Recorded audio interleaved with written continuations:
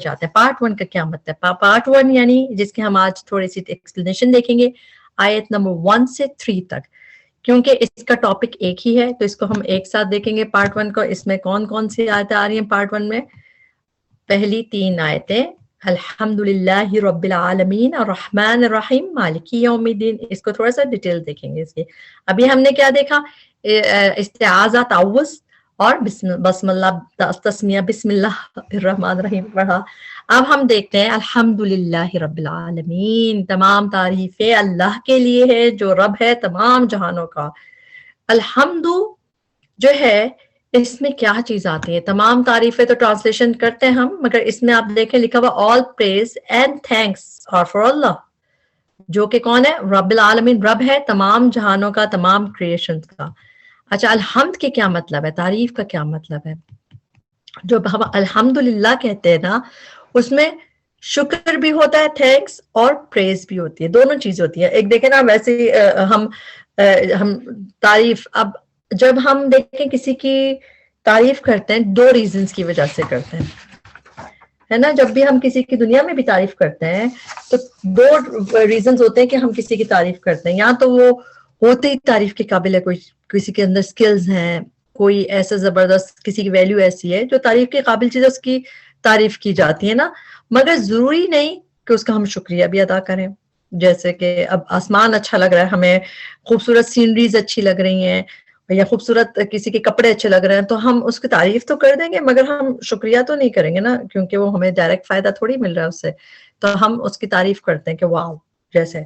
तो एक हम तारीफ इसलिए करते हैं कि 2 रीजंस होती है ना, जैसे एक होता है कोई किसी में है ही, कोई है ही तारीफ के काबिल, और दूसरी जो हम किसी को तारीफ करते हैं वो हम तब करते हैं जब हम थैंक्स कहते हैं। थैंक्स के मीनिंग भी आते हैं ना, जैसे कि हम नेमत का हम एहसान मानते हैं, हम किसी ने हम पे एहसान किया, हमें कोई फायदा हुआ, तो फिर हम थैंक्स कहते हैं। वो होता है थैंक्स होता है जब हमें किसी से कोई बेनिफिट मिले।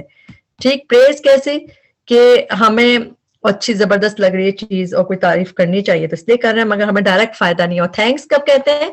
कि जब हमें जो है चीज मिल रही हो किसी से, तो फिर हम उसको थैंक्स कहते हैं, तारीफ नहीं करते। अब कई दफा ऐसा नहीं होता कि किसी ने आपके लिए डोर ओपन कर दिया तो हम कहते हैं थैंक्स, हम उस पर तारीफें तो नहीं करने लगते ना उसकी। तो इस तरह डिफरेंट डिफरेंट चीजें होती हैं। अच्छा, अल्लाह ताला की जो अलहम्द है, यानी ये लफ्ज जो है दो अल्लाह ताला के लिए अल्हम्दुलिल्लाह, ये इसमें दोनों रीजंस है। इसलिए कि हम अल्लाह ताला की तारीफ करते हैं, इसलिए भी कि हम उसने अल्लाह ताला ने इतनी नेमतें दी हैं हमें, इतने एहसान किए, हमें क्या क्या दिया है, इसलिए हम उसका शुक्र अदा करते हैं, और इसलिए हम उसकी तारीफ करते हैं क्योंकि वो है ही तारीफ के काबिल, वो ट्रूली परफेक्ट, उसमें खूबियां हैं, पॉजिटिविटी है, बस ना अल्लाह ताला के अंदर हर चीज जबरदस्त है। तो तभी जो अल्हम्दुलिल्लाह है ना, उसमें दोनों चीजें आती हैं, तमाम तारीफें और तमाम शुक्र अल्लाह के लिए है। वर्ड टू वर्ड ट्रांसलेशन में तो हमें पता है कि तमाम तारीफें अल्लाह के लिए, मगर हमें पता होना चाहिए, हम वैसे भी कहते हैं ना, चीख आती है अल्हम्दुलिल्लाह कहते हैं, या कोई चीज मिलती है हम कहते हैं अल्हम्दुलिल्लाह, अल्लाह का शुक्र है। तो इसलिए इसमें दोनों मीनिंग्स आते हैं। तभी आपको पता है अल्हम्दुलिल्लाह बेहतरीन जिक्र भी है, ये खुद इसके बहुत सारे अल्लाह ताला समझे इसके बहुत सारा अजर देता है इसको पढ़ने से। मगर असल अल्हम्दुलिल्लाह कौन सा आता है? सिर्फ जबान से नहीं बल्कि दिल से भी होना चाहिए कि अल्लाह ताला आपका शुक्र भी है और आपका हम तारीफ भी करते हैं क्योंकि आप हैं ही तारीफ के काबिल। अच्छा, अल्हम्दुलिल्लाह और बिस्मिल्लाह दोनों में अल्लाह ताला का नाम आ रहा है। अल्लाह ताला का जो है ना, ये नाम जो है अल्लाह, इसमें बहुत सारे नेम आ जाते हैं, सब कुछ आ जाता है। ये मोस्ट कंप्लीट और कॉम्प्रिहेंसिव नेम है अल्लाह के बहुत से नामों में। और अल्लाह ताला अपने लिए ये लफ्ज समझे उनका पर्सनल नाम के जाती नाम जैसे किसी का होता है, इस तरह अल्लाह ताला यूज करते हैं इसको। बहुत दफा कुरान में नजर आता है, इसमें सब चीजें आ जाती है। तो अल्लाह, हम लोग कहते हैं अल्हम्दुलिल्लाह, तमाम तारीफें अल्लाह के लिए हैं। ला इलाहा इल्लल्लाह भी हम पढ़ते हैं ना, तो उसमें भी अल्लाह ताला का यही नाम इस्तेमाल होता है। अब अल्लाह ताला आगे तारीफ अपने बता रहे हैं, कौन है अल्लाह? जो रब्बिल आलमीन है, तमाम जहानों का रब है। रब की ट्रांसलेशन लॉर्ड करके लिखी होती है अक्सर, लेकिन लॉर्ड से भी ज्यादा लफ्ज है रब। अभी तो हम अल्लाह ताला के बारे में देख रहे हैं कि अल्लाह ताला जो है एक ही है, हम पता है कि ना उसका कोई बाप है ना बेटा है। मगर जो रब है उसको देखते हैं कि रब क्या मतलब होता है। रब जो है लॉर्ड ऑफ द क्रिएशन तो है, मास्टर है क्रिएशन का, मगर वो है جو सारे क्रिएशन का रब्बल आलमीन, आलमीन का मतलब है सारी क्रिएशन का, जो भी अल्लाह के अलावा जितनी भी क्रिएशन, मतलब अल्लाह ताला तो खालिक है ना, क्रिएटर है, अल्लाह ताला क्रिएटर है, जितनी भी इसकी क्रिएशन है अल्लाह ताला उसका रब है। और रब जो है ना वो ऐसा नेम है अल्लाह ताला के, जैसे अम्ब्रेला की तरह बहुत सारी चीजें उसमें होती हैं। जैसे किसी को पैदा करना, और पैदा करके अल्लाह ताला ने इसे पैदा ही नहीं किया बल्कि उसके अलावा सबको सस्टेन, यानी कि उसको मुसलसल टेक केयर भी करता रहता है बड़े होने तक, जब तक वो चीज रहती है उसकी टेक केयर करता है। तो इसके लिए अगर हम एक वर्ड अगर यूज करें तो टेक केयर करने वाला, तो अल्लाह ताला टेक केयर करने वाला। जैसे देखिए एक छोटा सा सीड होता है, किस तरह वो होते होते प्लांट बनता है, इसी तरह एक बेबी होता है, फिर किस तरह होते होते बड़ा होता है, तो पूरे आहिस्ता आहिस्ता ग्रेजुअली होती है ना चीजें। तो अल्लाह ताला ग्रेजुअली सबकी टेक केयर करने वाला, छोटी से छोटी बड़ी से बड़ी जरूरतें पूरी करने वाला अल्लाह ताला है। तो उसका ये नाम रब जो है ना लव के साथ होता है, यानी इस रब नाम में कि लव है, कि अल्लाह ताला सबके अफेयर्स को किस तरह रेगुलेट कर रहा है, किस तरह अपनी सारी क्रिएशन का ख्याल कर रहा है, सिर्फ इंसानों का नहीं बल्कि सबका। तो किस तरह वो हमारा ख्याल करता है, तो इसमें सब कुछ आ जाता है कि वो टेकिंग केयर, समझे सब, अगर एक लफ्ज आपको याद करना है तो टेकिंग केयर।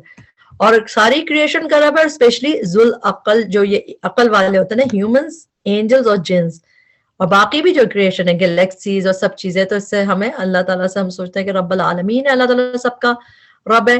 तो इसमें मास्टर भी होता है, यानी सब चीजें उसकी प्रॉपर्टी है। इसके अलावा चेरिशर, मतलब वही जो हम कह रहे हैं केयर टेकर, के उसमें पालने वाला, भी हम पालने वाला कर देते हैं ट्रांसलेशन, मगर रब में बहुत सारी चीजें आती है, पैदा करना, सारा ख्याल करना, जैसा नेमते देने वाला और तरबियत करने वाला रब। तो अल्लाह ताला जो है, बस आप ये याद रखें कि टेक केयर करने वाला रब। तो इसमें कितना लव आता है ना, तमाम जहानों का ख्याल कर रहा है, सबका ख्याल कर रहा है, सब क्रिएशन का। फिर अगली आयत कौन सी, अल्हम्दुलिल्लाह रब्बिल आलमीन, अल्लाह ताला की हमने तारीफ की। इस नंबर 1 के अल्लाह ताला रब्बिल आलमीन है, तमाम जहानों का रब है, ख्याल करने वाला है। फिर अर्रहमान रहीम है। फिर 2 क्वालिटीज आ गई अल्लाह ताला की, जो कि हमने इससे पहले बिस्मिल्लाहिर रहमान रहीम में भी देखी।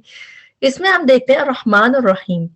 अच्छा, दोनों का रूट वर्ड सेम है, रहम, रहम से निकला है। जैसे रहम उर्दू में हम यूज करते हैं ना, रहमत, मर्सी, तो दोनों लफ्ज उसी से निकले हैं।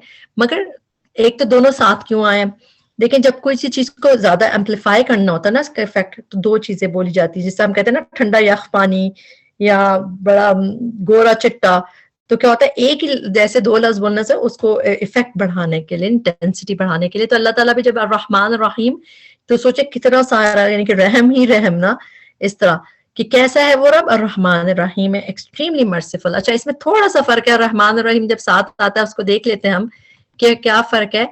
कि रहमान, दोनों में रहमान रहमत है, मर्सी है, मगर रहमान जो है ना उसमें बहुत ज्यादा जैसे एग्जिजरेशन है कि बहुत ज्यादा रहम करने वाला, एक्सट्रीमली मर्सीफुल, और हर एक पे रहम करने वाले। जनरल का मतलब कि हर एक पे रहम करने वाले, सारे क्रिएटर्स, चाहे वो उसकी बात माने ना माने, बिलीवर्स है, नॉन बिलीवर्स है, अच्छा करने वाले हैं, बुरा करने वाले, अल्लाह ताला सबको दे रहा है। तो रहमान है अल्लाह ताला।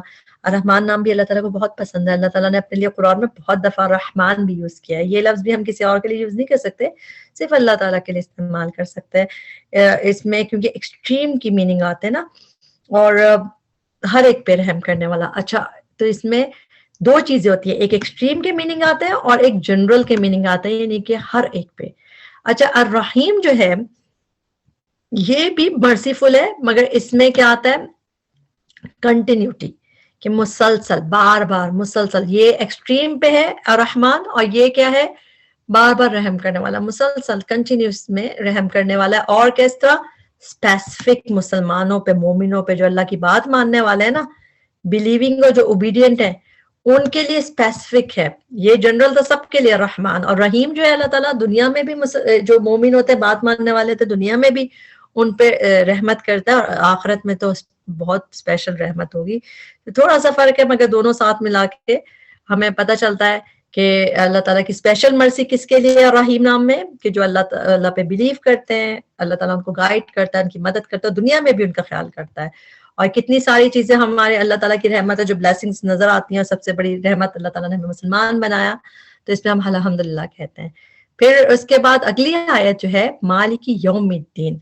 मालिक का मतलब हम उर्दू में भी जानते हैं ओनर, कोई चीज जो ओन करे, तो अल्लाह ताला मालिक है। मालिक जैसे कोई बादशाह होता है, मलिक बादशाह को कहते हैं, मगर मालिक ओनर कहते हैं। तो अल्लाह ताला मालिक है यौमिद्दीन, بدلے کے دن کا.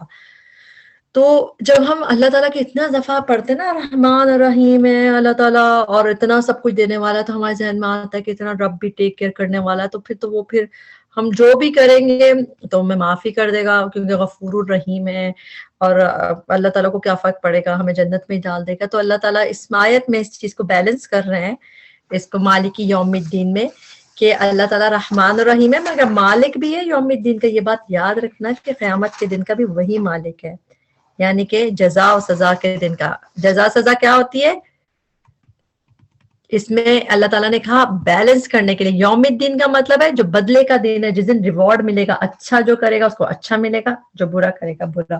تو رزلٹ کا جو ڈے ہے نا اس کا مالک وہی ہے. مالک کا مطلب ہے ٹوٹل جو اللہ تعالیٰ کے صحیح اون کرے گا اس کو, یعنی ہر چیز اللہ کے فیصلے سے اس دن ہوگی. تو تم جو ایکشن دنیا میں کرو گے نا اس لحاظ سے تمہیں بدلہ ملے گا. تو اس میں اللہ تعالیٰ کی مرسی بھی ہے اور جسٹس بھی ہے. ایسا نہیں ہوگا کہ تم اچھا نہیں کرو گے, برا کرو گے, ایول کرو گے تب بھی تمہیں اچھا ملے گا. نہیں, جسٹس اللہ تعالیٰ جسٹ بھی ہے. اگر برا کرو گے تو برا ملے گا, کیونکہ یہ بھی تو اللہ تعالیٰ کا یعنی جسٹ ہے نا کہ جو برے کرنے والوں کو برا کیا جائے. تو یہ جو آیت ہے نا یہ ایک طرح تو بہت خوش کرنے والی ہے. کیوں؟